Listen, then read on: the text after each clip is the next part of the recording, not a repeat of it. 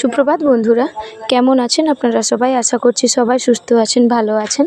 Mamuni food and blog একটি চ্যানেলে আপনাদের সবাইকে স্বাগত।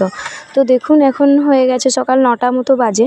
এই যে আমি চলে এলাম এই গোলাপ গাছটার কাছে। গোলাপ গাছটা ছাদে ছিল, ওটাকে আমি নিচে নিয়ে এসেছি। প্রচণ্ড রোদ, সূর্যের তাপের জন্য গোলাপ গাছটা প্রায় শুকনো হয়ে গেছিলো, তাই আমি ওকে নিচে নিয়ে চলে এসেছি।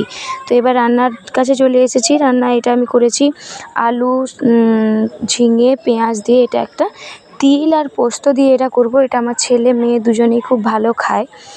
তো এই যে এটা বসিয়ে দিয়েছি, পেঁয়াজটা ভাজা হয়ে গেছে। তারপর আমি ঝিঙে আর আলুটা একসঙ্গে দিয়ে দিলাম। এটাকেও একটু ভেজে নেব। দেখুন প্রচণ্ড পরিমাণে জল বেরিয়েছে এটার থেকে।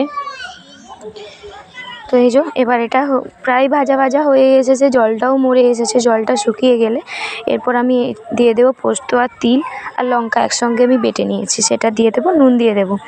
তারপর এই যে এটা প্রায় শেষের দিকে। এখানে এদিকে রান্নাও হয়ে গেছে, ভাত হয়ে গেছে। এটা করেছি ছোট মাছের ঝাল, ছোট মাছের সর্ষে দিয়ে ঝাল করেছি। আর করেছি হচ্ছে আমের চাটনি। এই যে সেই তরকারিটার এটা হচ্ছে ফাইনাল লুক। এটা হচ্ছে আমের চাটনি।